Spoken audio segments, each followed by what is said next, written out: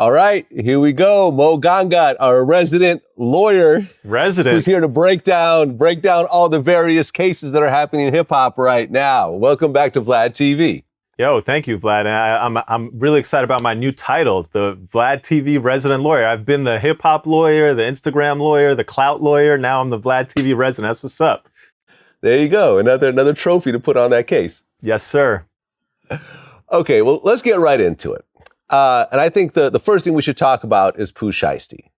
Because from what I understand, Pooh Shiesty's trial was supposed to start today, but then I heard that he's actually pleading guilty.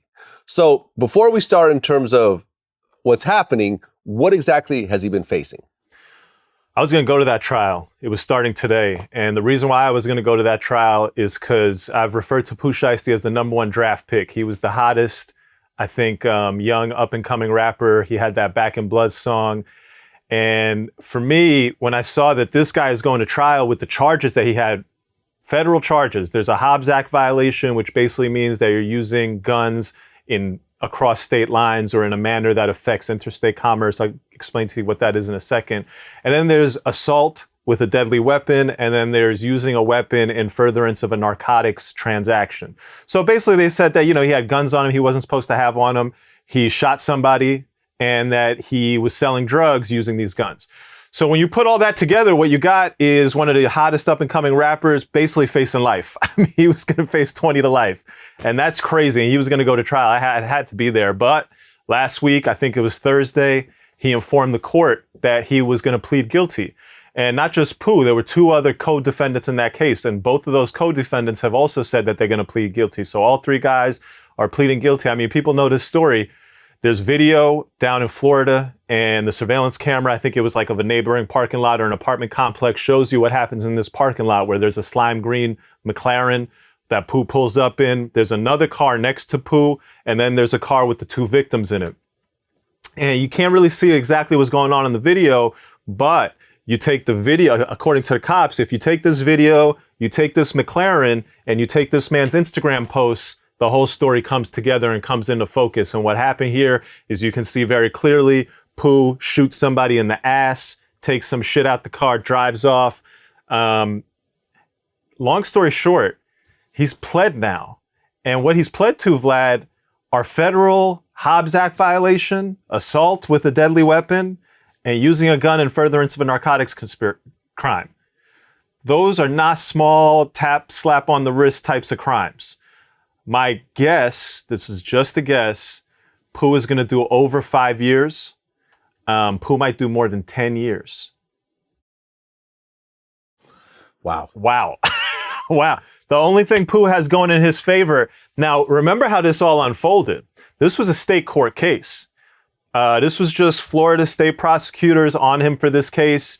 He was probably thinking, there's serious issues with these victims. They're there allegedly selling drugs.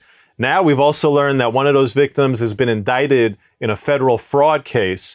So that when you first look at this case, you're in state court, you got state prosecutors, you've got, 2 other co-defendants who may have been more responsible than you, and maybe they're aligned with you and they're going to say they did stuff, and maybe you can say you didn't do it. And you've got victims who are drug dealers and who have these issues. Okay, you can fight that case. But then what happens, Vlad? He gets into another incident at a nightclub where somebody gets shot. And they say Pooh shot that person. It was a security guard. So now he's got 2 open cases in state court. And what that does is the feds will start taking a closer look at this guy. And so this case that really started as a state court case that was manageable, you add fuel to the fire with a second state court case. And then what happened in that second state court case? There were allegations of witness tampering, that the security guard who got shot starts recanting his testimony and he was allegedly paid off. So you take all that, you take the hype that surrounds him, you take the Fed's obsession with being the hip hop police, and this thing morphs and it turns into a federal case. They use something called the Hobbs Act. The Hobbs Act is a federal law that federal prosecutors use to take wholly state crimes. This just happened in the state. Pooh is not being charged as felon in possession. He's not being charged as transporting drugs from one state to another. all that happened was in a Florida parking lot. Everything happened in a Florida parking lot, but the Hobbs Act allows federal prosecutors to pick and choose. And they say, oh, okay, well, you're moving drugs, you've got automatic weapons, that affects interstate commerce. This is now a federal issue. It comes within our jurisdiction. We're on your ass. Once they're on your ass, it's a whole different story, because the federal sentencing guidelines give you a whole football number situation, right? You're not all of a sudden dealing with state court penalties with, probation and da-da-da-da-da. You're dealing with the football numbers under the federal sentencing guidelines. So you couple that with the fact that federal prosecutors are very aggressive. Shit like witness tampering is, something they take very seriously. And they go out, they do a very thorough investigation. They link dollar bills that he flashes on Instagram with dollar bills that were taken at the scene of the robbery. And he's in it, man. He's in it. The only lifeline for Pooh Shiesty is the fact that there are 2 other co-defendants who have pled guilty with him. And so when you go to sentencing, the judge is going to take into account who did what. And so, if there are statements by those 2 co-defendants that suggest that they were the primary wrongdoers and Pooh was just kind of getting caught up in this, that could definitely be in his favor. And that's a lifeline for him. But given the guilty plea, given the charges, I expect Pooh Shiesty is going to do over 5 years, somewhere probably between 5 and 10 years. Well, yeah, because leading up to the trial, I guess the feds actually wanted to include his criminal past, and one of which was a robbery case when he was only 11 years old, and the other one was an assault case when he was 14. So they were really going back and trying to just pull everything. I mean, to bring up something you did at 11 in a trial when you're like, what is he, 20-something years old, just seems crazy to me. But this is how the feds play. The 11 and the 14-year-old stuff they were trying to bring in, it's petty, it's dirty tactics from the cops. But really the other stuff they were trying to bring in is what gave Pooh cause for concern.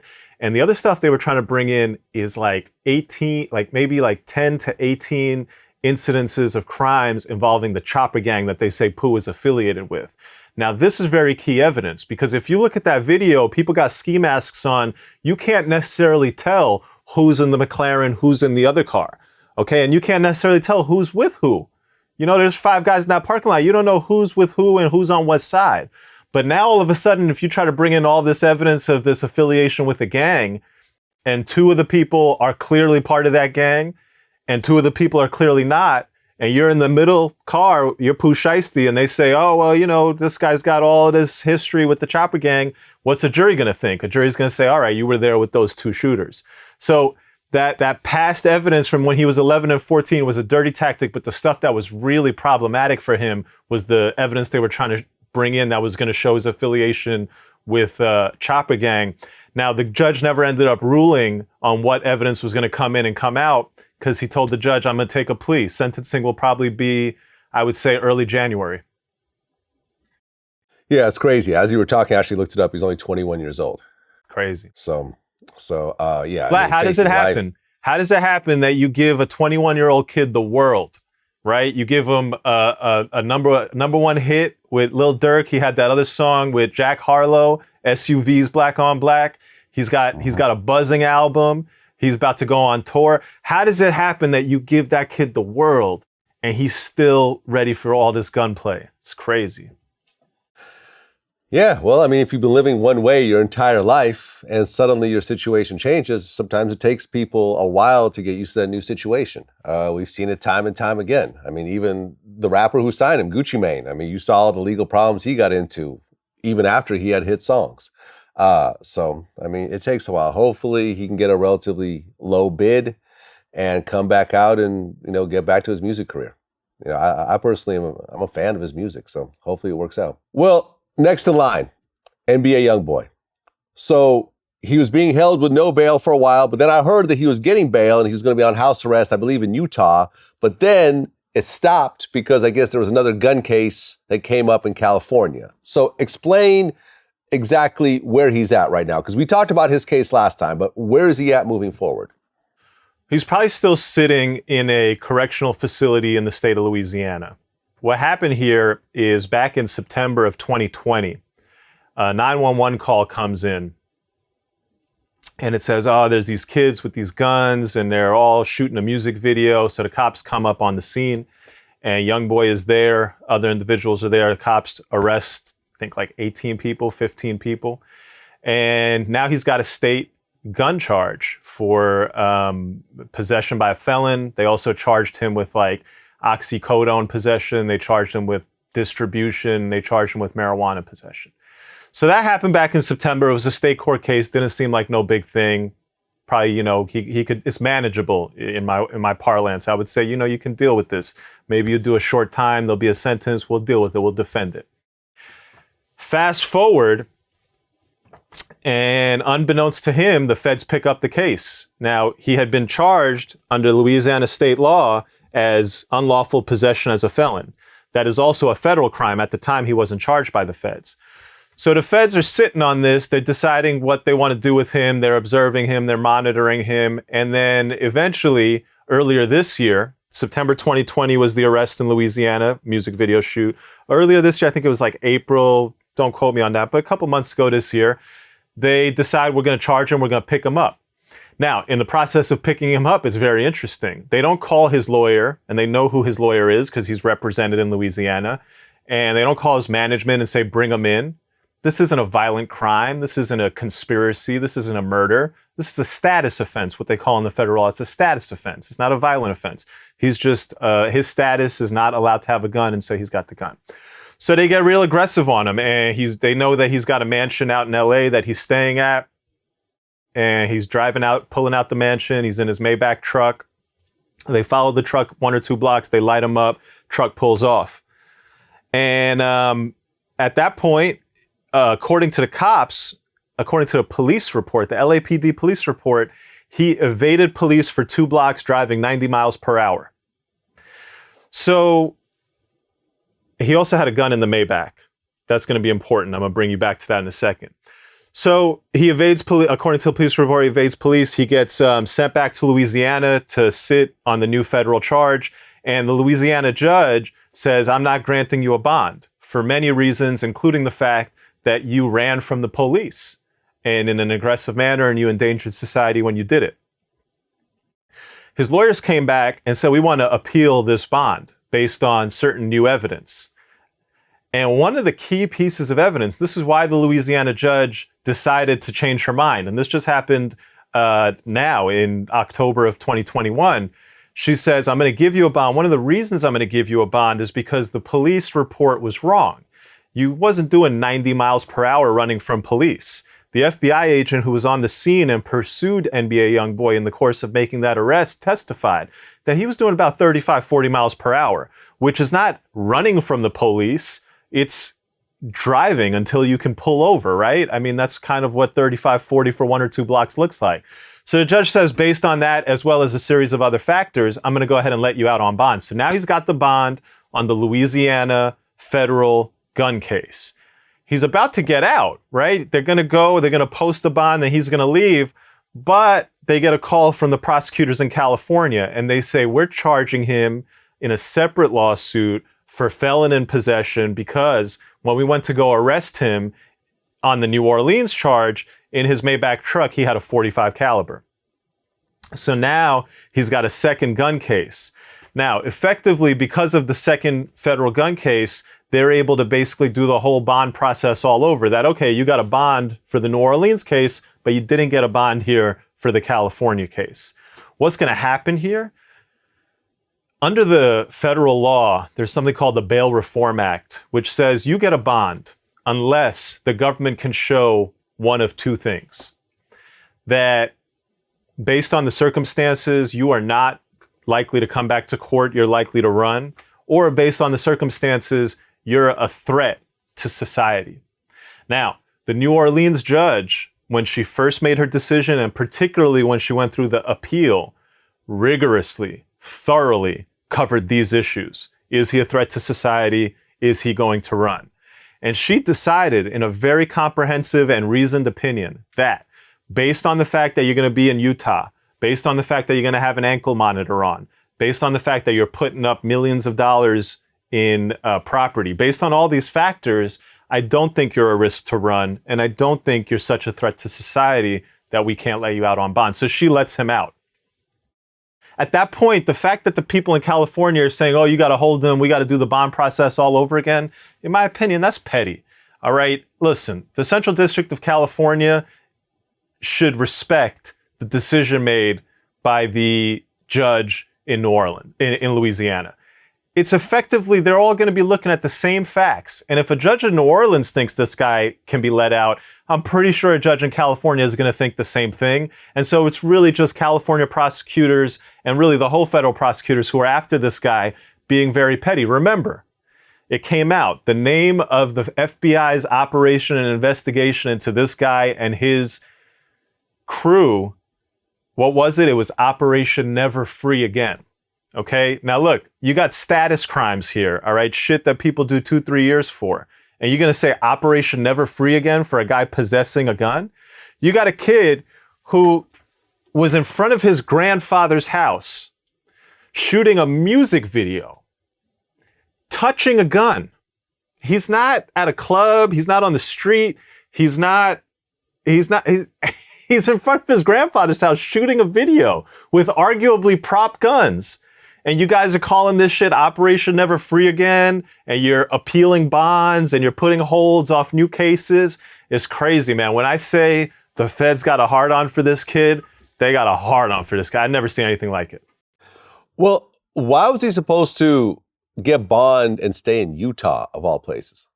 So the Utah piece comes from his own personal history. And so apparently throughout his life, he has had sort of friends and a sort of a second family, if you will, a place that he goes to get away from the sort of violence that has always followed him in Baton Rouge and throughout other places. And so Utah has always been this place of refuge. And so his lawyers went to the judge and pitched it to the judge saying, look, maybe this guy's a threat to the community in Louisiana, but he's got a place out in Utah. He's got a family he can stay with in Utah. They've been a support system for him in the past. He's never gotten into trouble out there. Send him there. He'll be safe there. And he's not going to be a threat to anyone there. And the judge agreed with that. Okay, well, hopefully by the time this comes out, he'll be out.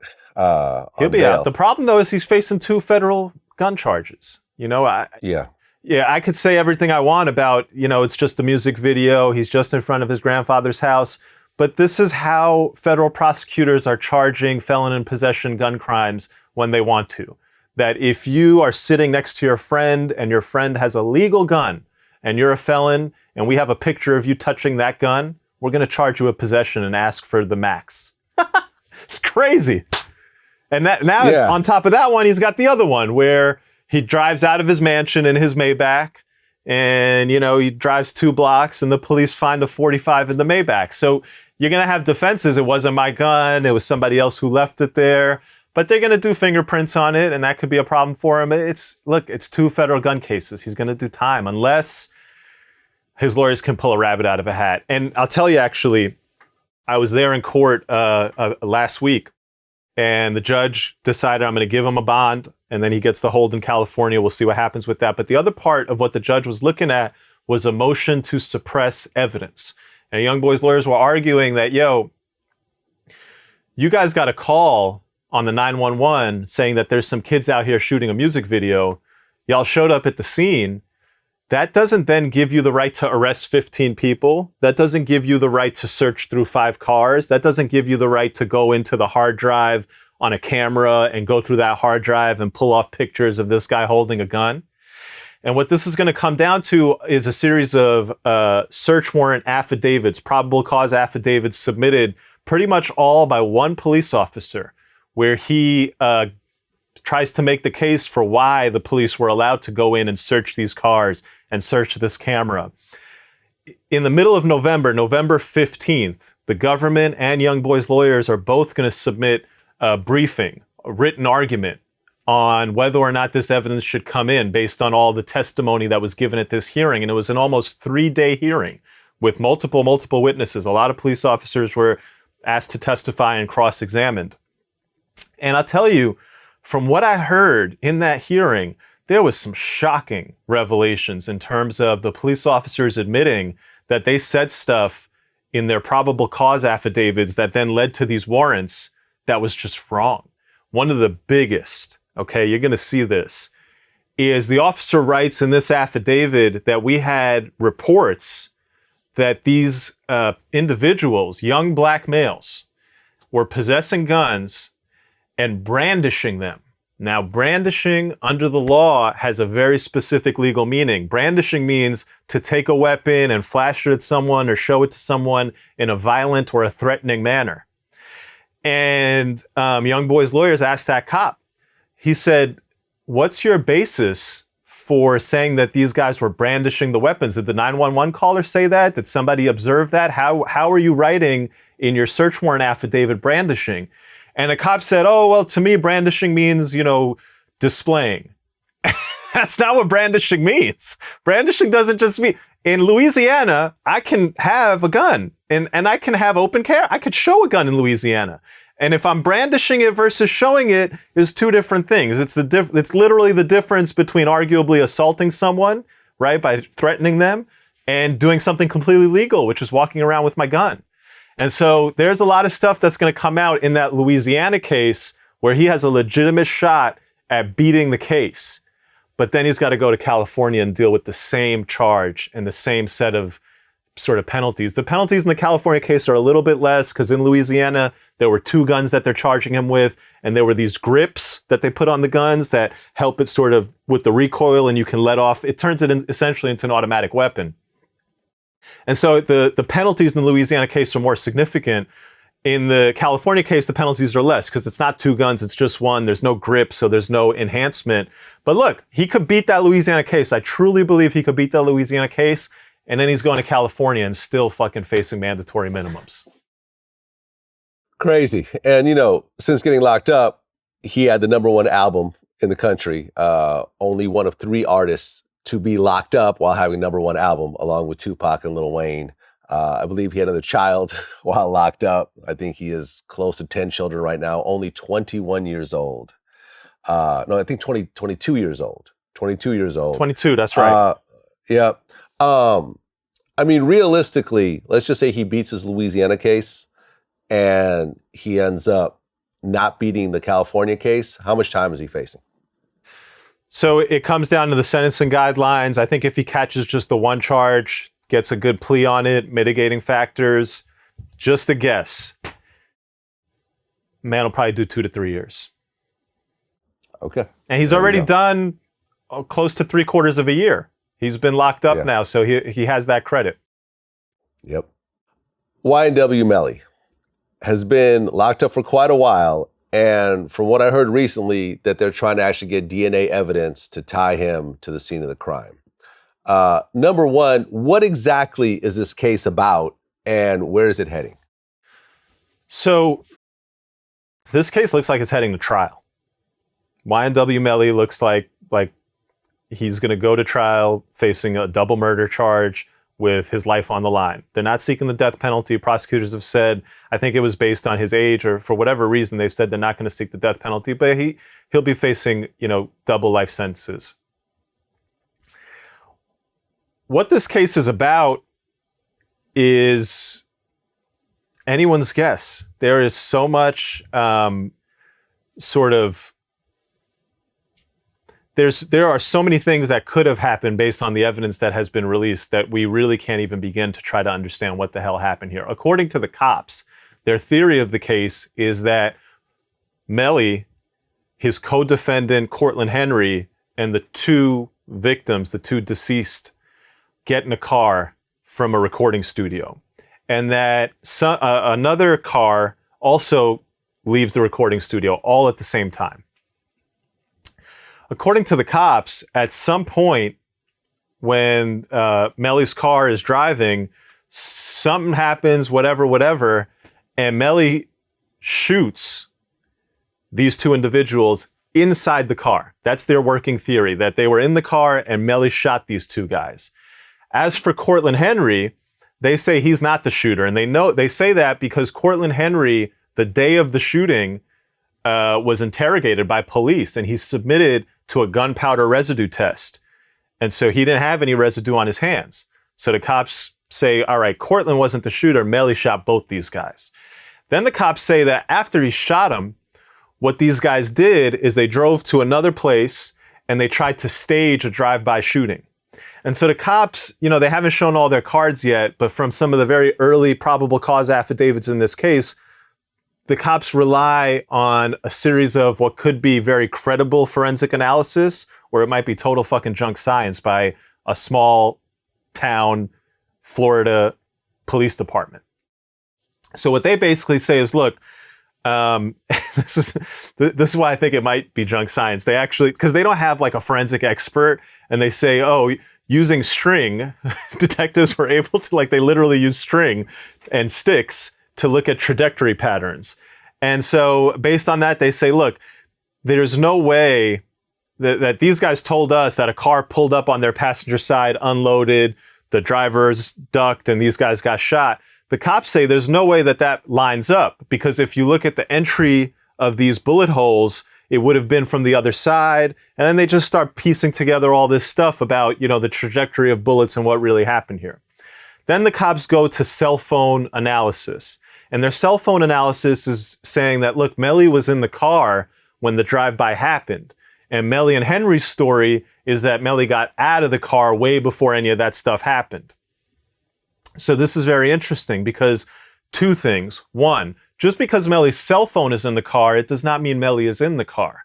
And two, cell phones can be wildly different in terms of what they tell you about where someone is. And so there are cell phones that have triangulation, where you might be able to tell where someone is within a certain vicinity. And there are other types of cell phone evidence. And this has to do with not only the phone, but the network you're on and the towers in the area. So depending on all those factors, you might only be able to tell where someone generally is.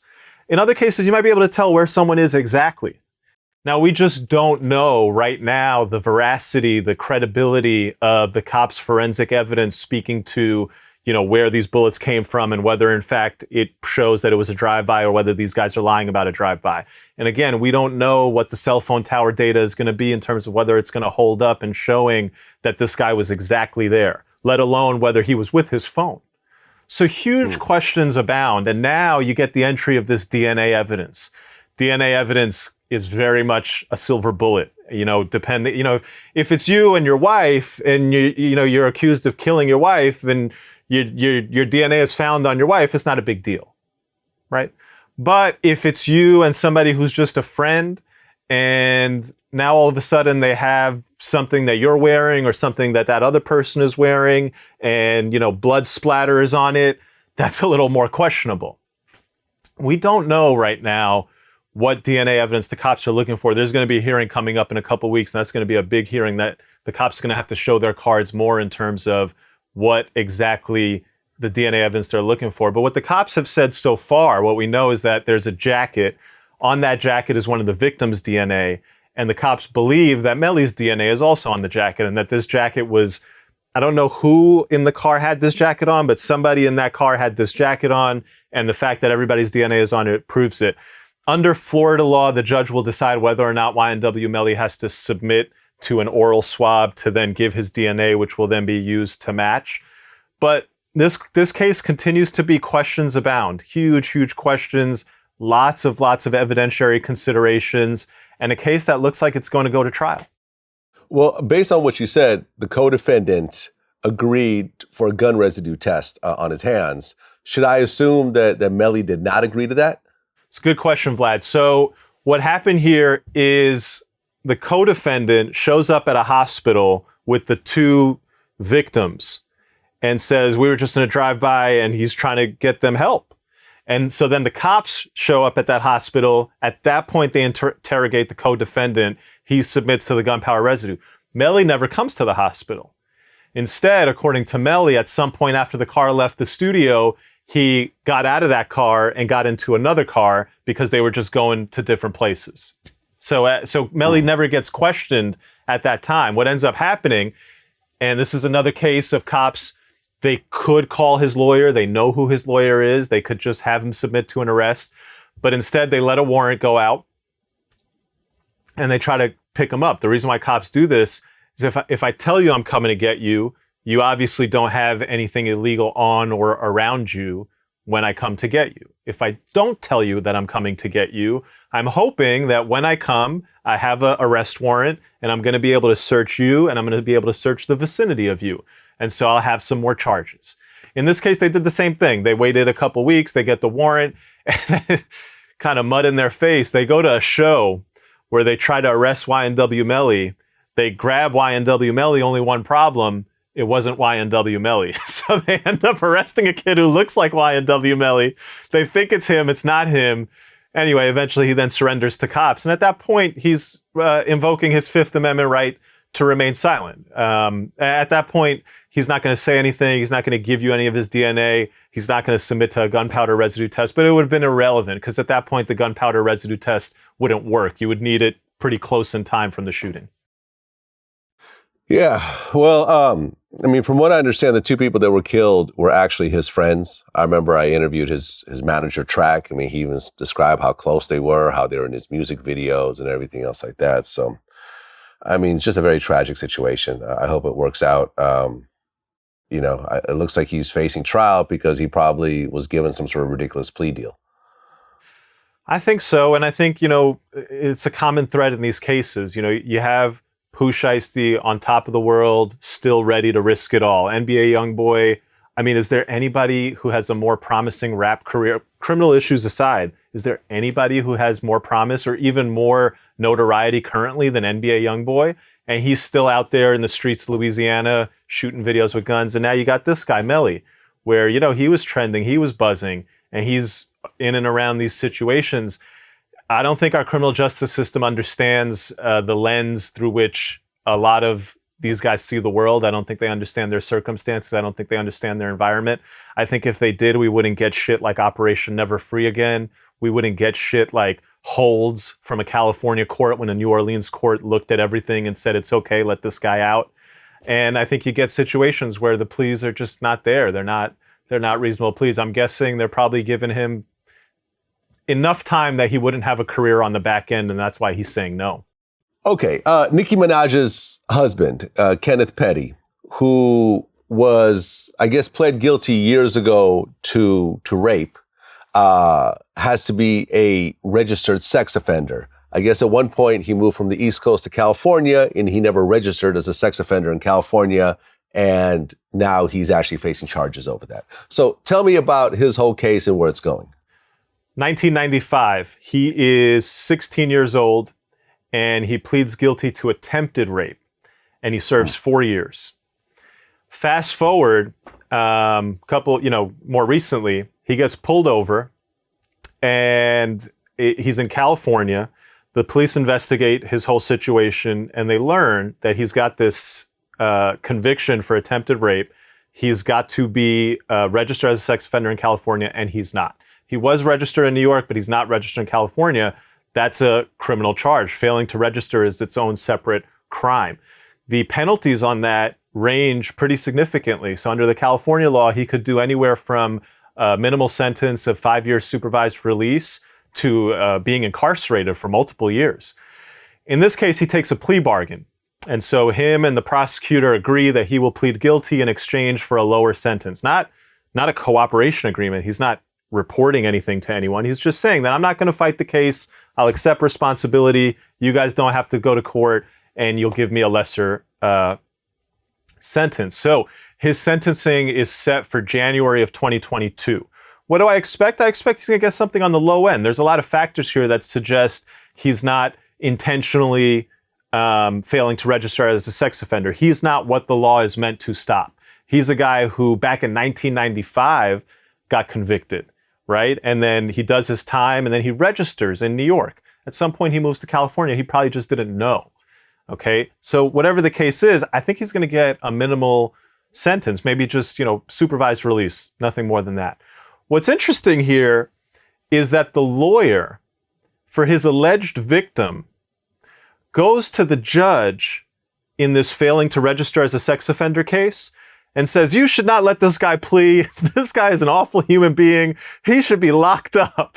And it's funny, right? Because it's like, where are you coming from? Like, what are you talking about? What do you mean? Like, no one cares about your subjective opinion of who this guy is.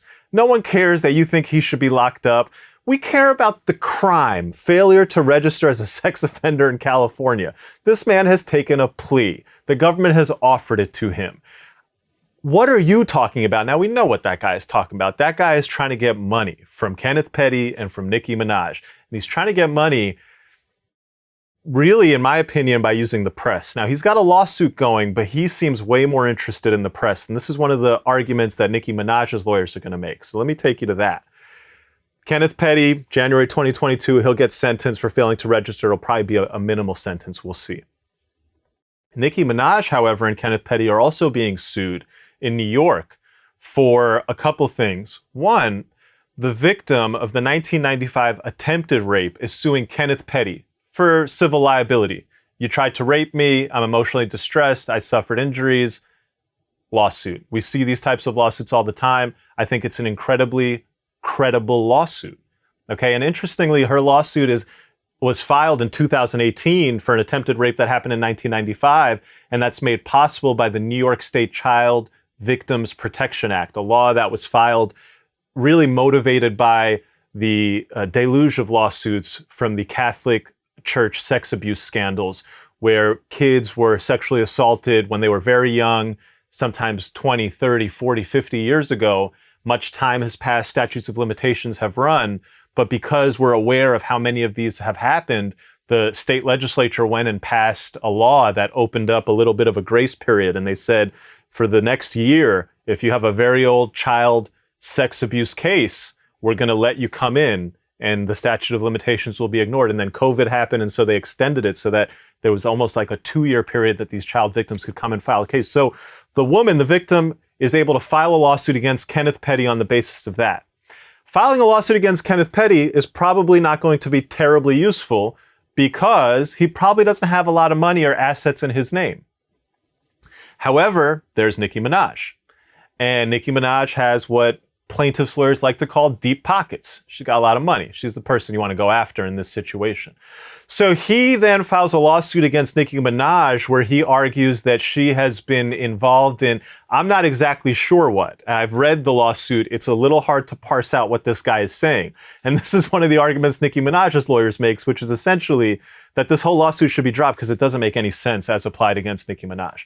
But in broad strokes, where he's trying to go with it is a couple things. One, Nicki is harassing this woman. 2, Nicki is involved in witness intimidation. And 3, Nicki is aiding and abetting something.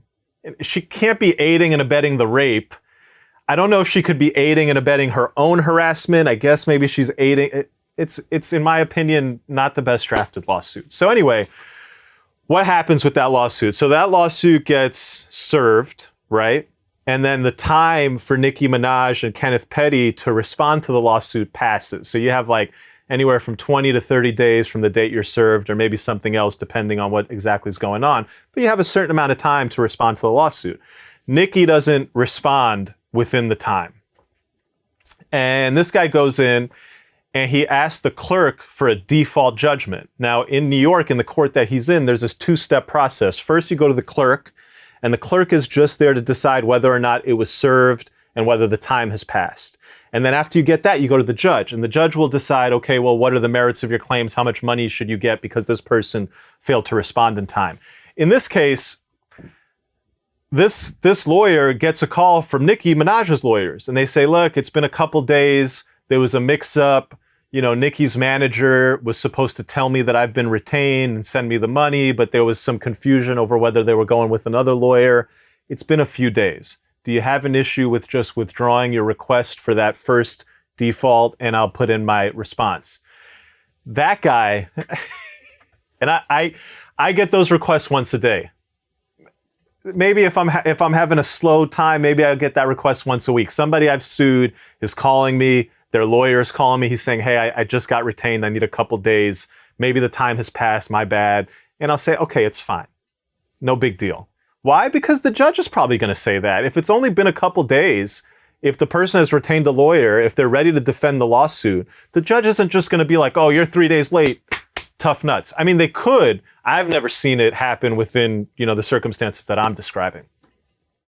So I get those calls all the time. I always get the time. What does this lawyer do? He says, no, screw you. Tell it to the judge.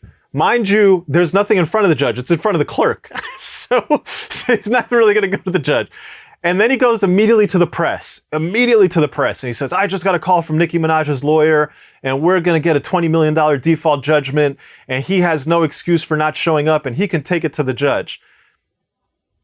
That's just not indicative of somebody who wants to, win their lawsuit. That's indicative of somebody who's trying to grab headlines. Now, what ends up happening is the clerk does not issue the default against Nicki because the clerk says that Nicki's lawyers have showed up. And I don't think that the time has passed or whatever the clerk was thinking. That lawyer then goes in and says to the judge that I want you to tell the clerk to redo their decision. I don't know if non-lawyers are going to be able to appreciate. His name is Kenneth Petty, Nicki Minaj's husband. This is the real Mr. Petty. This lawyer is the real Mr. Petty. Like, if you go to if you don't give the guy a few days, shame on you. Then if the clerk denies your request because the guy showed up, and then you go to the judge and say, overturn that, shame on you. And mind you, this is the guy who also went to California and said, don't let this guy take his plea bargain. He should go to jail for not registering as a sex offender. Crazy stuff. At this point, what's happening in the lawsuit, Nicki Minaj's lawyers have explained that they're going to file a motion to dismiss because this lawsuit makes no sense against Nicki Minaj. She was contacted, according to her lawyers, sometime in 2018 by this woman and her agents looking for money. And so in the course of that, she has been speaking on the lawsuit and addressing the lawsuit because they came to her for money. Bottom line, the way that complaint is pled, in my opinion, it does not sufficiently make out claims against Nicki Minaj. At a minimum, they're going to have to file a new complaint. And really, where are they going to find the basis to go after her? Has she really engaged in witness intimidation? Harassment is a high standard. I live in New York City. I get harassed every day. I don't know that it rises to the level of like civil, like my Uber driver fucking harassed me today. All right. I don't know I could sue him for harassment. So that's what's going on with Nicki. As to Kenneth Petty, his piece is a little bit interesting. So right now, he has not responded to the lawsuit. He's claiming he wasn't served. The lawyer says that, no, we sent a process server and they served a person matching your description. So Nicki Minaj put in an affidavit that, look, I live at this residence. This process server is lying. Nobody came that day and served anyone looking like that at my place. So before they even sue Kenneth Petty, there's going to be this issue of whether or not he was served properly. And then when they sue Kenneth Petty, there's going to be this issue, I think, of does he have any money in his name? Right. There you go. Okay. The Tory Lanez situation. From what I understand, he's being charged by LAPD for shooting Megan Thee Stallion in the SUV. Megan actually went on social media and talked about it. He is out on bail and he has been on social media multiple times denying it, saying he's innocent and he is planning on walking free and so forth. Tell me about this case and where do you think it's heading? Well, the biggest first off, the next update in the case will come on November 3rd. Tory Lanez has a court conference on November 3rd. We'll see what's going on there. The last update we heard on this case was actually from the prosecutor in a very strange sort of fashion. The prosecutor informed the press that they were engaged in significant negotiations for a plea bargain, which is like, I don't know what that means, but like, I know what it means. It means that they're engaged in significant negotiations for a plea bargain, but it's very rare that you see a prosecutor disclose that. It's just strange. Anyway, that's what we heard last. Now there's a court conference coming up in November 3rd. We'll see if a plea has been reached. They might announce it there. And we'll see otherwise what the schedule is set in that case. Look, this case to me has always come down to one glaring fact, which is that there are 4 witnesses to this incident, as my understanding. It's Tory Lanez, Daystar Peterson. His name is Daystar Peterson. There's Meg Thee Stallion. There's Tory's security guard. And then there's Meg's friend. These are the 4 people who were there who saw this. The friend and the security guard have both, through various social media postings and otherwise, very clearly come out in support of Tory. suggesting that this did not go down anywhere near the way the government says, where he took out a gun and shot her in the foot. So that, I mean, that's crazy. What has happened in this case has been typical. State court, you get a case, they're going to very early on offer you a deal. If you don't take it, it then just kind of drags. And this case has been dragging. So he's had an order of protection against him. He can't be like somewhere near Meg Thee Stallion. He was at Rolling Loud. I think the baby bought him out. And then there was this whole issue where Meg Thee Stallion's team went back to the LA County prosecutor and said, look, he's violated the order of protection. He should revoke his bail and bring him in because he was within 500,000 feet, whatever that number was, of Meg at this concert. And ultimately, I think the prosecutor, so far, they haven't acted on that. There was this cryptic post by Tory where he said, it's been real, y'all. And I looked at that, I was like, oh shit, did they just revoke this guy's bond because he performed at a festival with Meg Thee Stallion? But since then, we haven't heard anything. Interesting case. I think me and everybody else who's watching the case is eager to see what's going to happen here. I think Tory has been made an offer that he doesn't want, and he's just going to fight these charges. And I think what's ultimately going to happen, my guess, is I think the prosecutors are going to realize that if we go to trial and the security guard says something else other than what we're saying, and the friend says something else other than what we're saying, then it really doesn't matter what Meg is saying. Because that's not just he said, she said, that's he plus two witnesses said versus she said. And that's going to be a tough trial to win. So I think when you hear the prosecutor saying that, we're engaged in active negotiations for a plea, I think they're probably making him better offers. And whereas at the start of the case, he was not ready to take the offer, maybe now the offers are getting a little bit better and he might ultimately end up taking the plea. We'll see. We'll see. Well, she went on Instagram Live and basically said that he shot her and, even showed pictures of the bullet fragments in her foot and so forth. From what I understand, that Instagram Live is now part of the case, right? That's going to be played in court and she'll have to take the stand and she'll either have to change her story and said, I was lying, or she has to say, no, that's actually what happened, right? Or else, she could potentially have perjury charges against her if she tries to change her story based on what she told the officers at some point as well. Am I correct on that? Yeah, she's pot committed. She's been making all sorts of statements. He shot me. How could you let this guy be out? Or how could you guys support this, abuser of women? And then that whole live where she went into a diatribe. It's not just perjury. She could face a defamation lawsuit from Daystar Peterson, Mr. Tory Lanez. He could absolutely, if he beats this trial and it comes out that all of her statements about him shooting her are just not true, the jury finds that in fact he did not shoot her, then that's a defamatory statement. And that's worth a whole lot of money for a guy, Tory Lanez, who has been blackballed by the industry. I mean, I could go in there with an expert and say, hey, how much did you expect Tory Lanez to sell on his first day before this news came out? What playlist did you expect Tory Lanez to appear on before this news came out? And how much did he actually sell? What playlist did he actually make? He's lost a lot because of what's happened here. And a lot of those damages are quantifiable. They're big.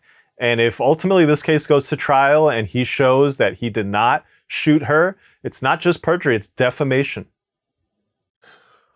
Okay. And of course, Megan Thee Stallion has a large verifiable income. So going after Meg, you could actually get some money out of that situation.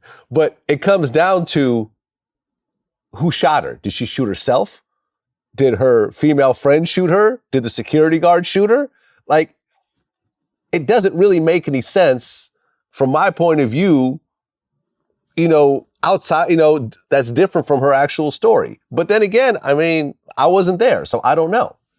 I wasn't there and I don't know. As lawyers, we have to find, a branch that we can hang on to. And if I'm the defense lawyer, I'm just hanging on to one branch, which is I got two witnesses saying that the way this victim says it went down is not how it went down.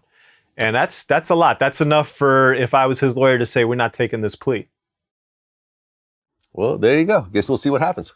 Casanova 2 times, who is currently part of a large RICO case. From what I understand, a number of his Untouchable Gorilla Stone Nation co-defendants have actually taken deals right now. What exactly is going on with this case, and how's it looking for Casanova? That's right. Several defendants have entered a plea of guilty. I think by my last count, it's almost 3 or 4 of the co-defendants. There's a total of about 20 defendants in this case, all alleged to be part of this gang conspiracy, and then individual members have other individual crimes ranging from gun trafficking, narcotics distribution, robberies, stuff like that, separately charged against each of them. I believe 4 people have already pled guilty. 3 more folks have recently advised the court that they're gonna plead guilty, so their pleas will be taken sometime in November. What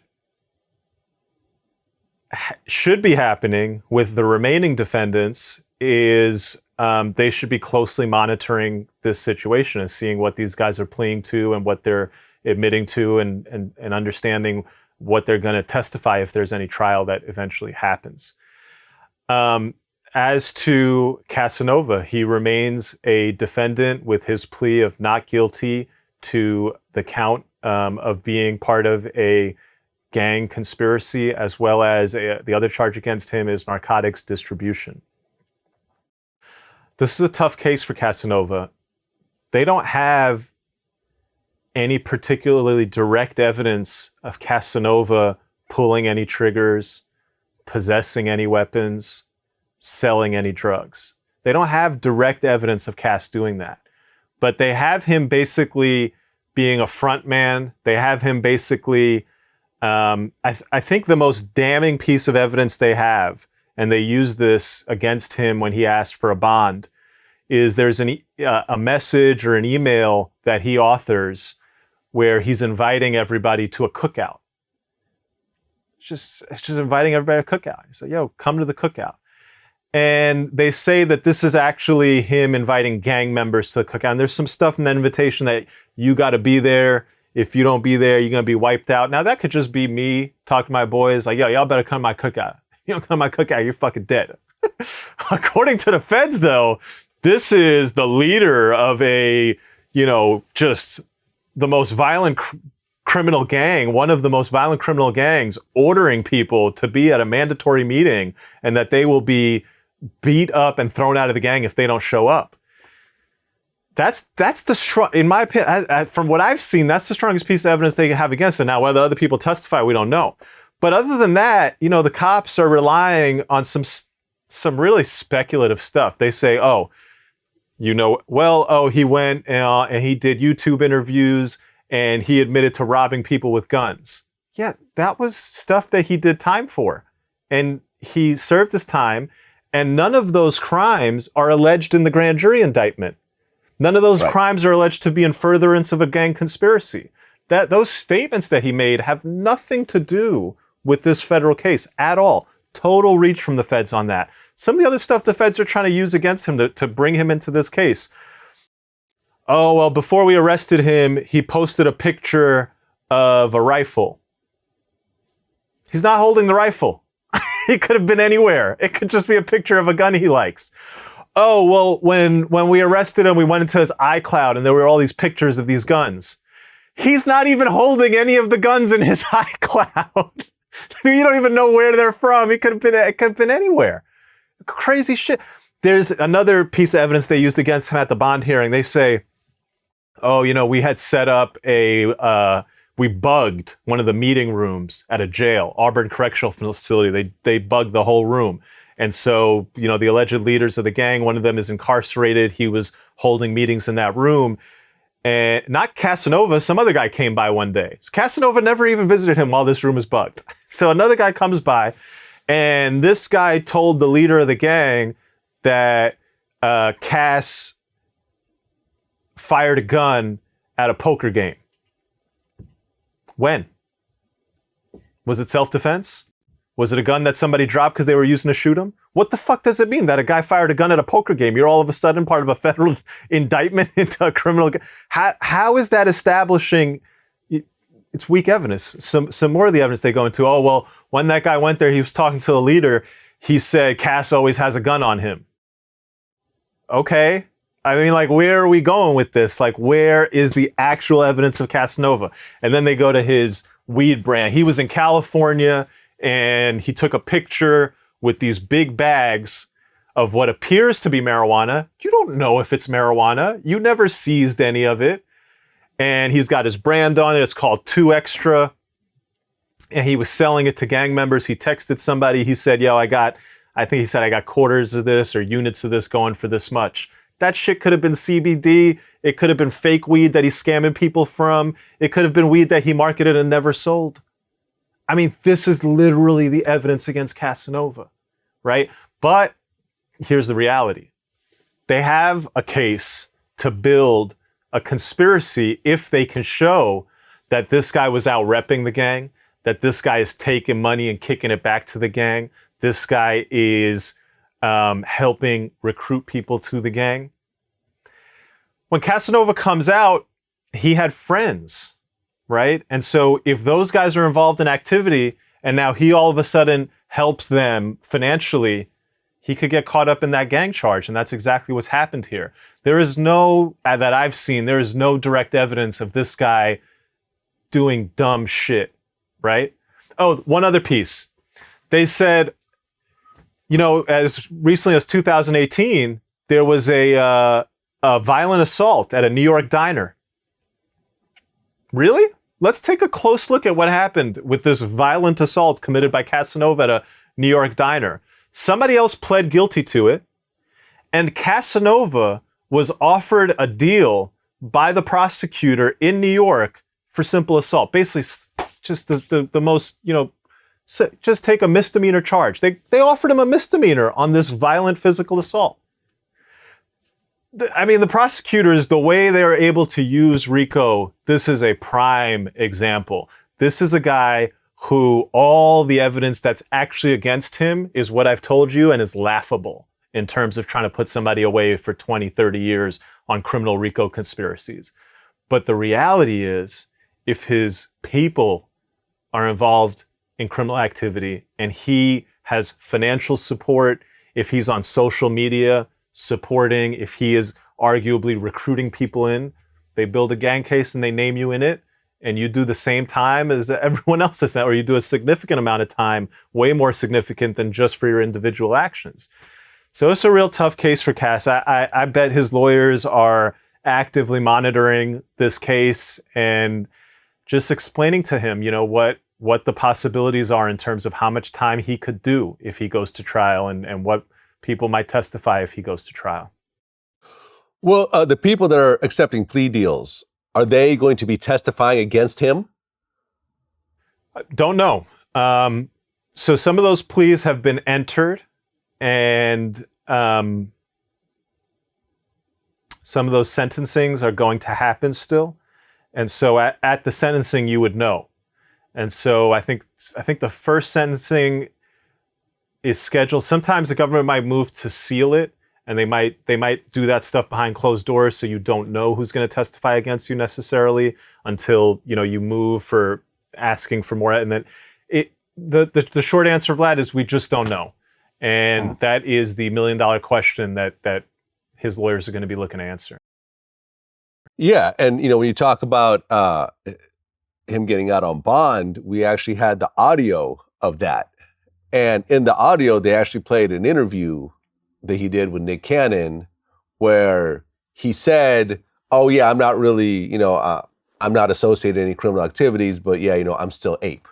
And they actually used that little piece to actually get the judge not to give him a bond. They didn't play the whole thing where he explained like, no, I'm not involved in any of that stuff, but I'm still like, you know, ape, meaning that like whatever, these are my homies. But I mean, it's sad that they would use something like that, like one phrase out of a bigger conversation to keep him in prison right now or in jail right now. And yeah, I mean, it sucks because we all have friends that, you know, are involved in various things, you know, when you're not around them. You know, I've got criminal friends, you know, I've always had them. But to be caught up into what someone else is doing, especially when you're doing so well, I think is sad. And I've interviewed Casanova before. I like him personally. I hope he walks away from this because based on who he is and what he represents, I don't think cooperation is really an option for him.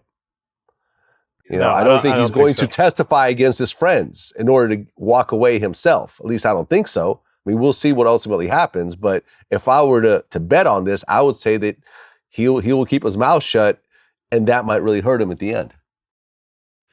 Yeah, Casanova seems to me like a guy who went in a gang member and he came out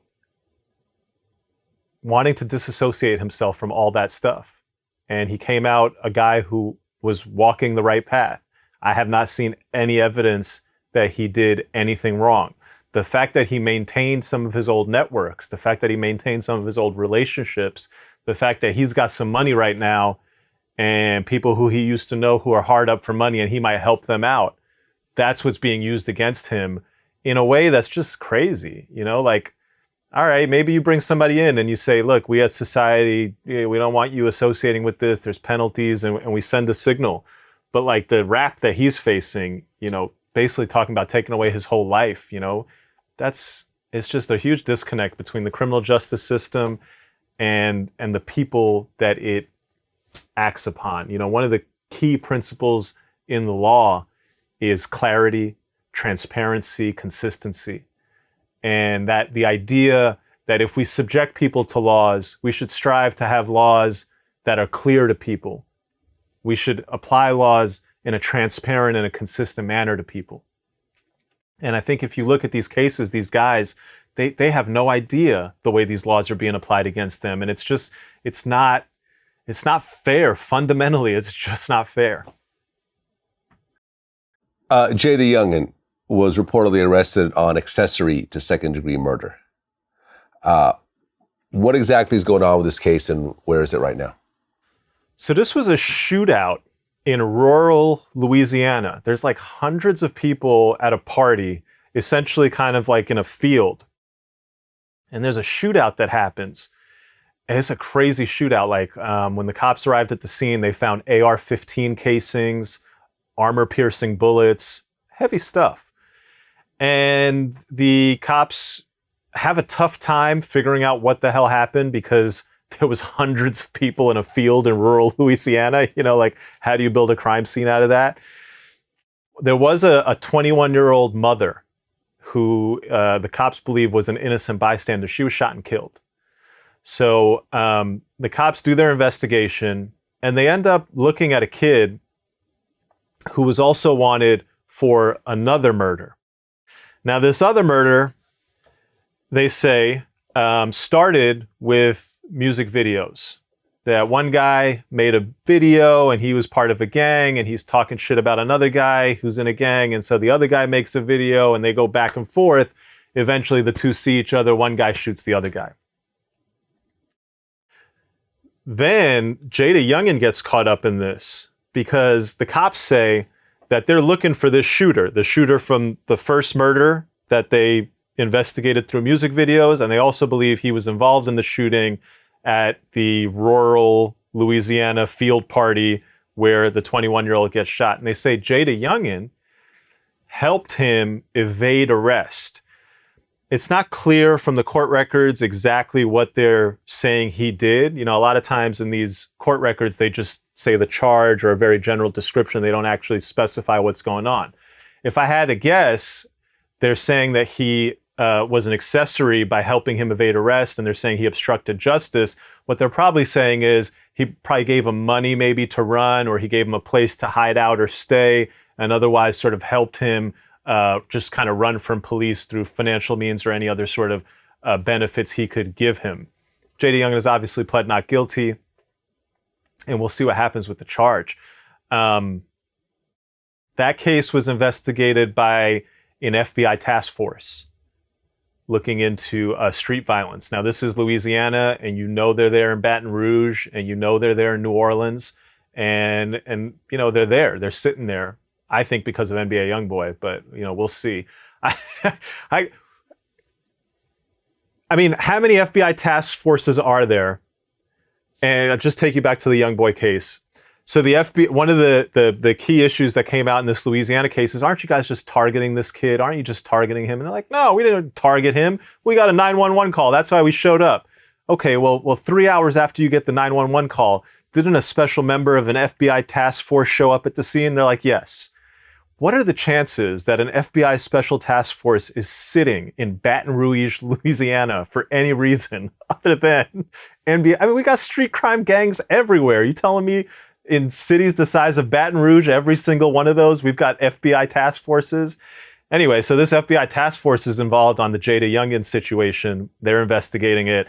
And that spells problems because those people have a lot of resources. And they're pit bulls. They're not satisfied with open cases. They like to close cases, and they're ready to bring the full force of the federal government's criminal enforcement regime to bear. So that's scary.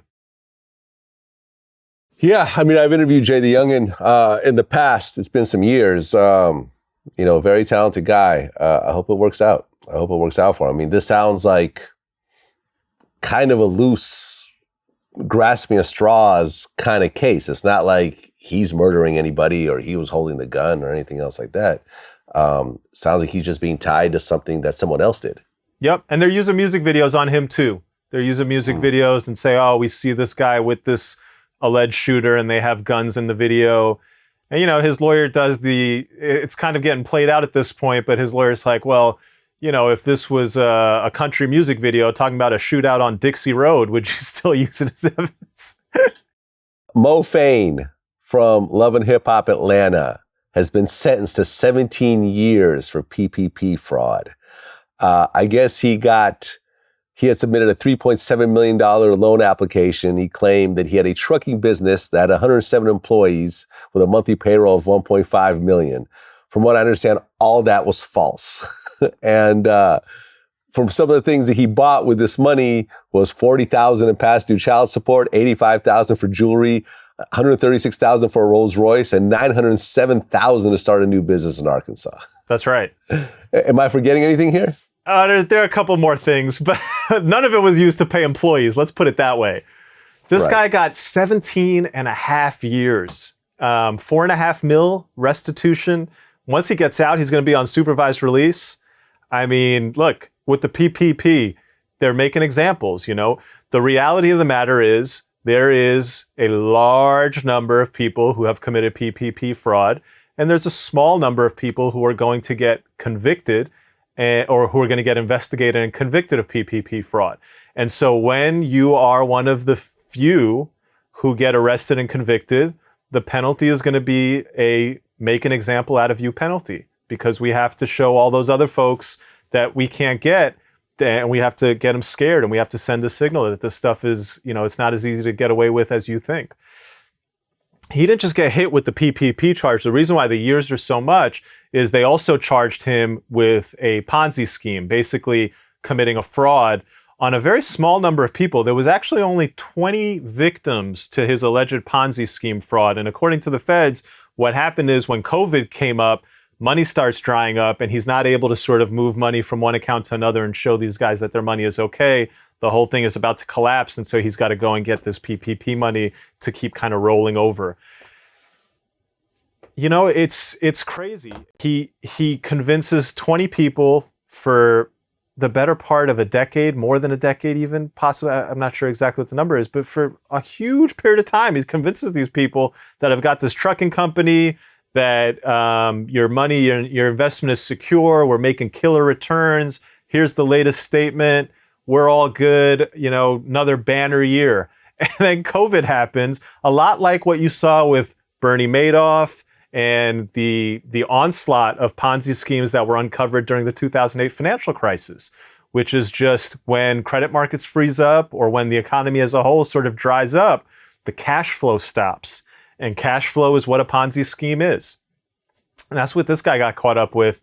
It's tough. It's hard to be the guy that they make an example out of, but that's him. And he can serve a lot of time. His life is over. I mean, yeah, I had no idea about this 10-year Ponzi scheme, but now it actually makes a lot more sense. So he already had this fake trucking business the whole time. So he must have been doing those people dirty because, Ponzi schemes are usually like big in terms of the number of victims because you got to keep bringing in new people's money to pay the old folks.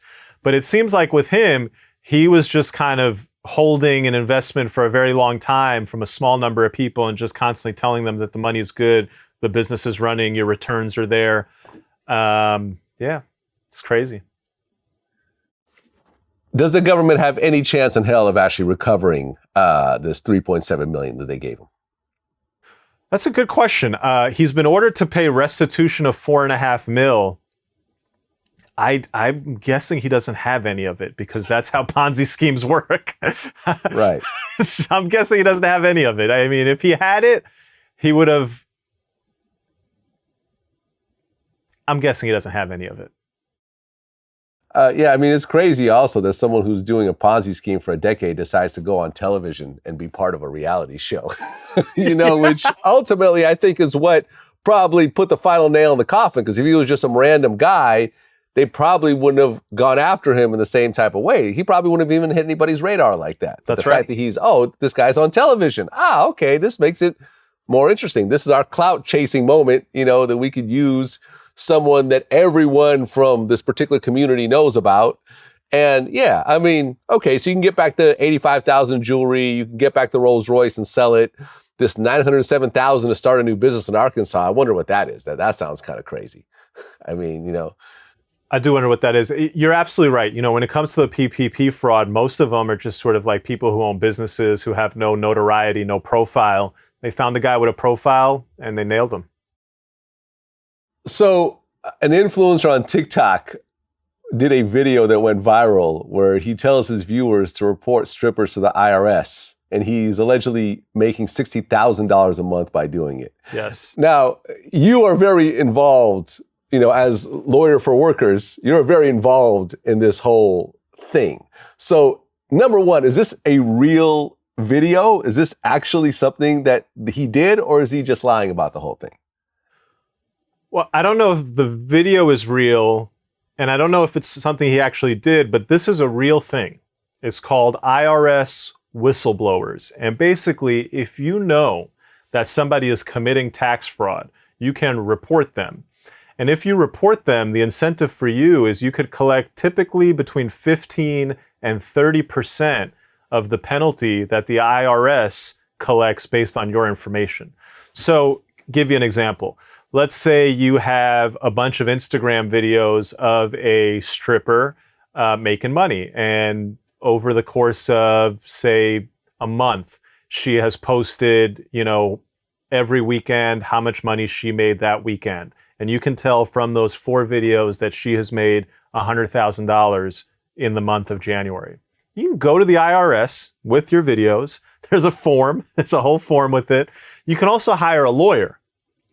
You can tell a lawyer what you know.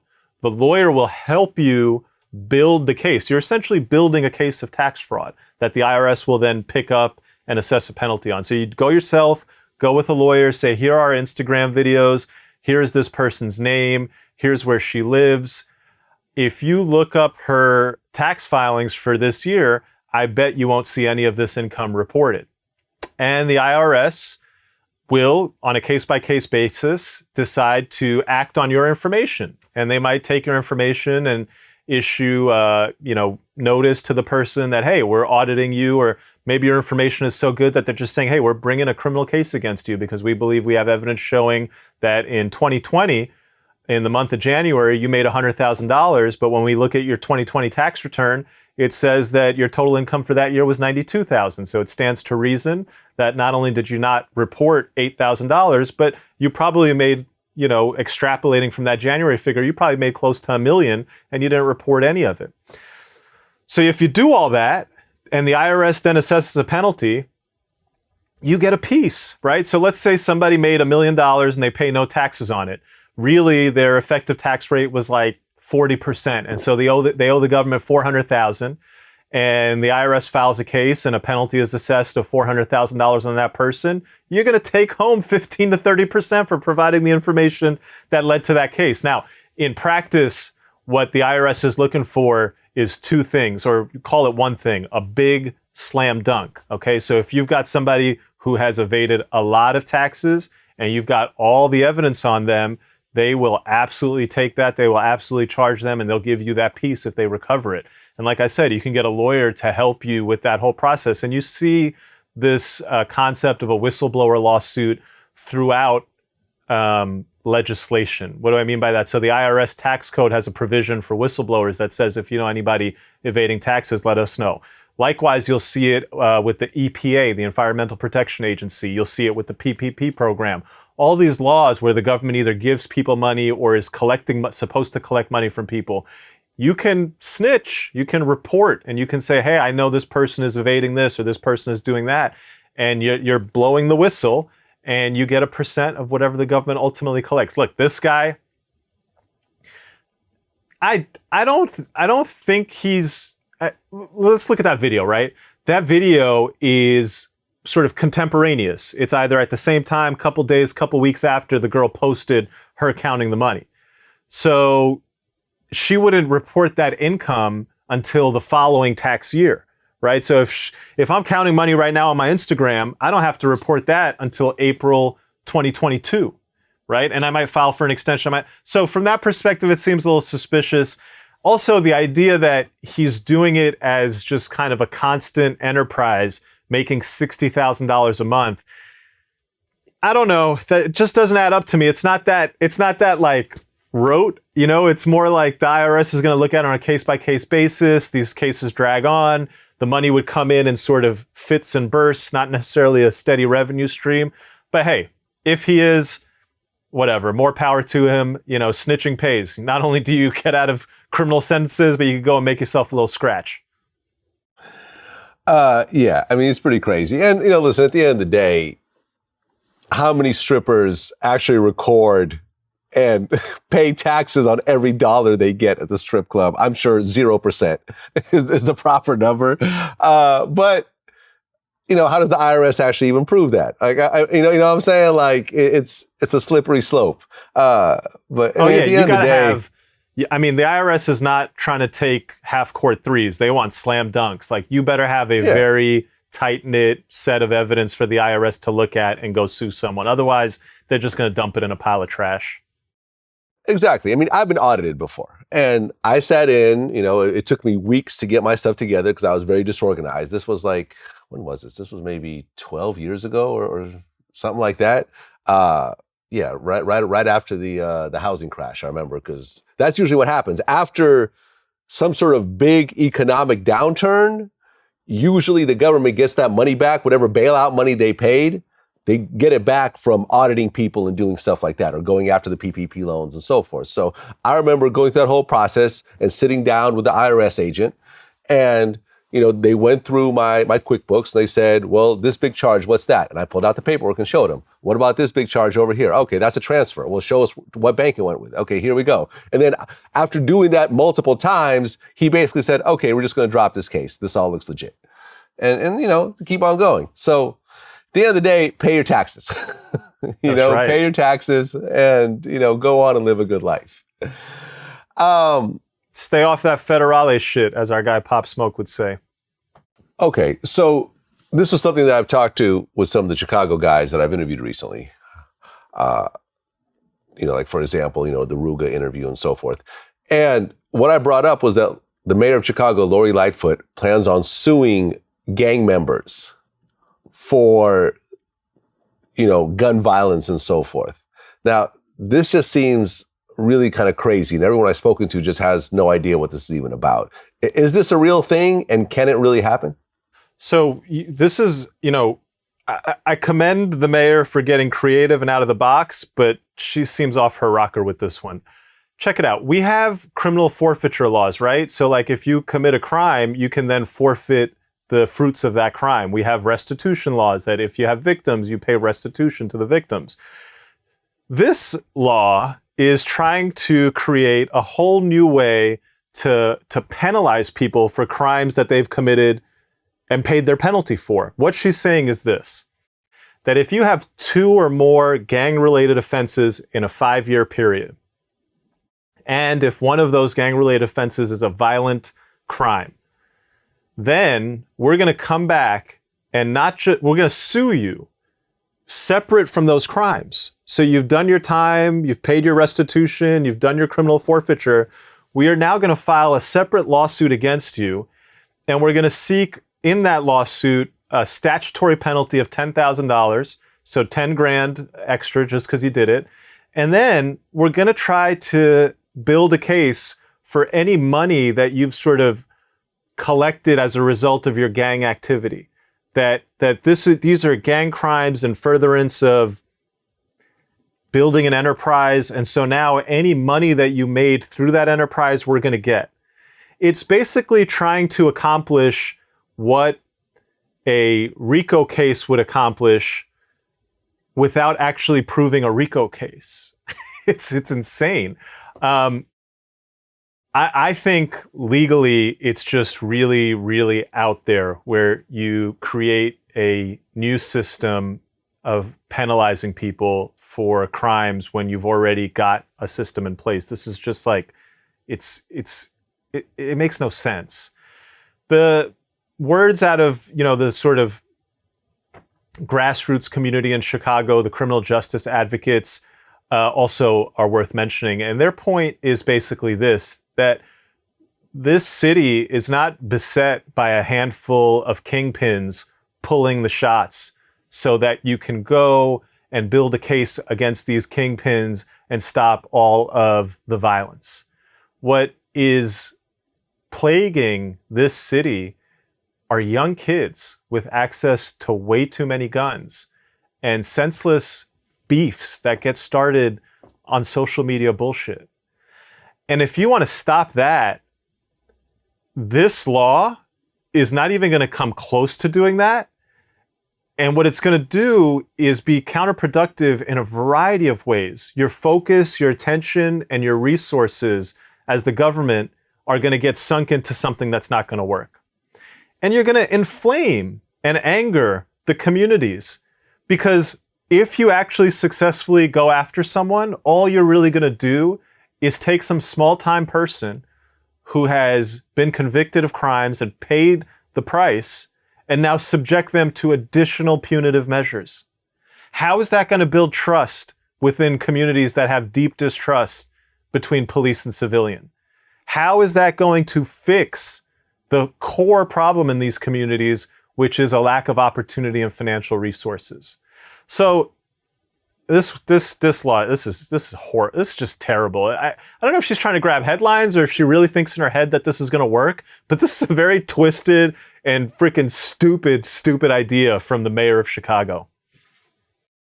Yeah, I mean, and people responded to it, and they're saying, money, what are you going to take? I mean, they're trying to kill each other over the little peanuts that they're getting. That's it's not like we're talking about, massive kingpins with private planes and mansions and so forth. Like, yeah, these guys are really just trying to survive. And you're going to add, the monetary aspect to it on top of the jail time they already got to serve. Like, yeah, I don't get it. Vlad, if you want to put a dent in gun crimes in Chicago, I hate to be the guy who says this, but we got to look at the numbers, people, and we got to get a little more realistic. You got to do something about gun laws in this country. The numbers of access to guns, the number of gun deaths in this country versus Europe is shocking. It is eye-opening. Right now, if I don't have a criminal record, I could go buy an apartment in Florida, Alabama, Louisiana, some of these countries with no gun laws, and every day I could go buy an AR-15 and send it upstate. Every day I could go buy 545s, drive them back to New York and sell them for $500 a pop on the street. And every day that is happening. The source of the guns in the city of Chicago are legal stores in states like Florida, Alabama, Louisiana, where civilians can buy unlimited numbers of guns, put them in their car, and drive them to Chicago. Okay, so if you want to stop the gun violence, maybe that's a place you ought to look. Well said. I agree. I completely agree. And this is someone who's a gun owner himself. But you're right. It's excessive. Look, we should all have a gun. That's fine. Yeah. That's great. Do we need a Walmart selling unlimited amounts of guns, including semi-automatic weapons and bumper stocks and armor-piercing bullets? What are y'all doing? What? Yeah. if you want to say like we don't give a fuck, fine, we don't give a fuck. But if you're going to sit there and go, oh, this gun violence, it breaks my heart. Yeah, there you have it. Last question. Bill Cosby, who recently got his criminal case overturned by the Pennsylvania Supreme Court, is now back home and was planning a comedy tour, but they actually ended up shutting down the comedy tour because there's another sexual assault civil lawsuit that's happening right now. Now, tell me about this case. So what I'm hearing is that Bill Cosby doesn't want to go on his tour. His lawyers have advised him not to go on the tour because they're worried that he might say something or go into material that would then cause him to lose or have a tough time winning his civil lawsuit. And to me, that's a big head scratcher, because if this was a criminal case, I could understand why you wouldn't want to speak on issues, because then you might get into issues of whether or not you've waived your right to the Fifth Amendment privilege of self-incrimination. If it's a civil case though, right? A woman is suing you for raping her. Why can't you go and do a comedy tour? Like, what might you say that's going to be bad for you in your civil case? Like, what is he going to say? Is he going to say, hey, I raped her? Like, what's he going to say? Like, you tell me, Vlad. I don't get it. Like, this story that I don't want my client to do a comedy show because he might say something that would then cause him to lose his civil sexual assault case. Like, how guilty is your client that he can't do fucking 30 minutes without implicating himself in civil sexual assault? Seriously. Well, listen, if I was Bill Cosby, I'd sit my ass at home for my mansion with my hundreds of millions of dollars and live out the rest of my life quietly. I would not go on a comedy tour. I would not do interviews. We spoke to Bill Cosby's people about doing an interview and got a little bit of a runaround, even though we helped, kind of support him while he was going through his case by bringing in people that, spoke out for him and so forth. I think it is what it is. When I heard that he's doing a comedy tour, I thought that was the stupidest idea in the world. Well, when I heard what you just said, I think I know what's happening here.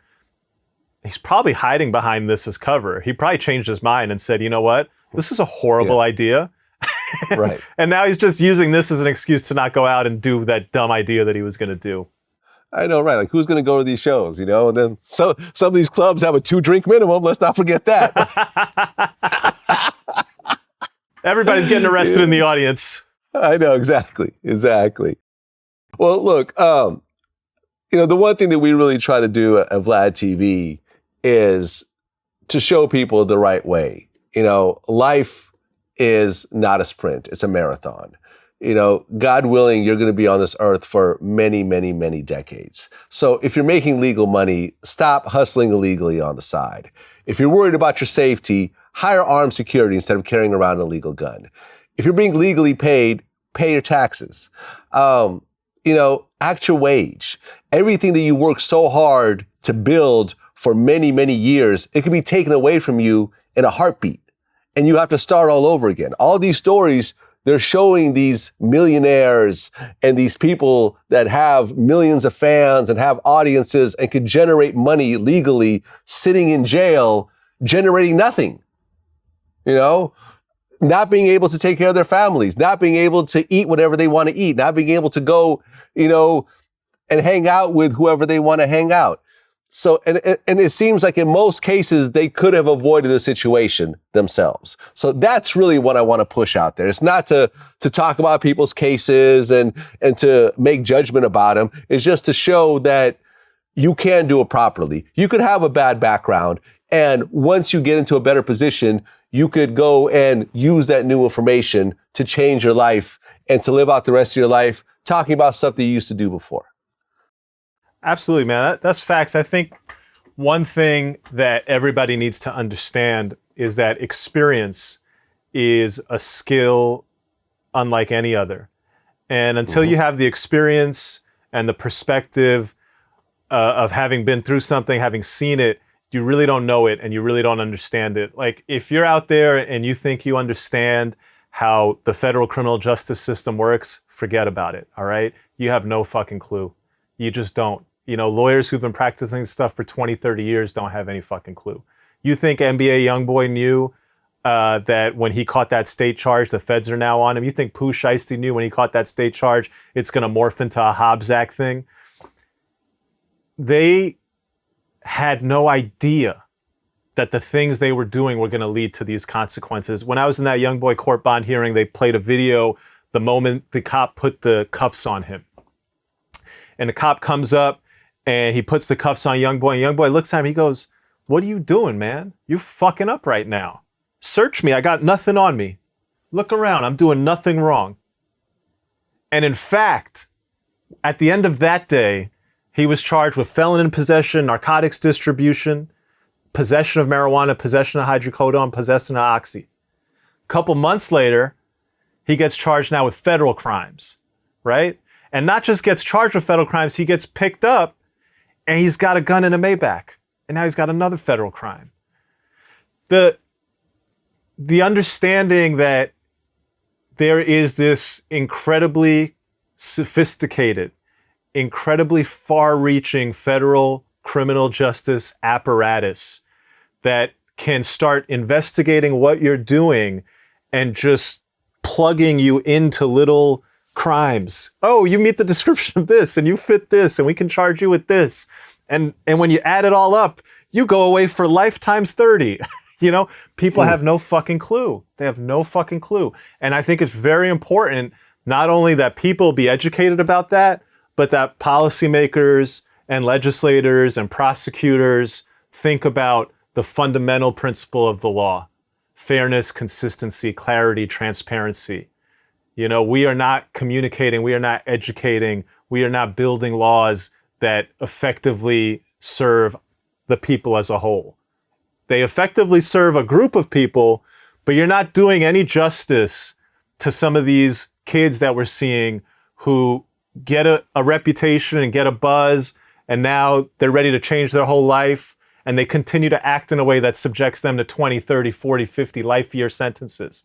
Okay, that disconnect, it teaches us something. It teaches us that maybe we're not doing things the right way in terms of how we craft these laws, how we disseminate information about these laws. The world always needs change, and I hope that in some way discussing these stories, showing the real life consequences of what people think are everyday innocuous actions, can help foster an environment where people are better informed and making better decisions. Yeah, and I just looked it up. If you go to change.org, NBA YoungBoy has 158,000 signatures signed by people to have, President Biden potentially, overturn his case.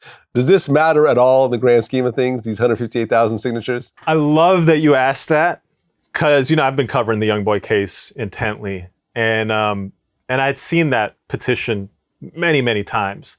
And I was like, this shit is so stupid. Just ignored it. And then I went to that hearing and I really thought about the case. And I thought about how unfair it was and how much the deck is stacked against him. And I went home and I signed I'm going to sign that petition. Because what else is there? What else is there, right? We can't go to the court and break it down and get him out.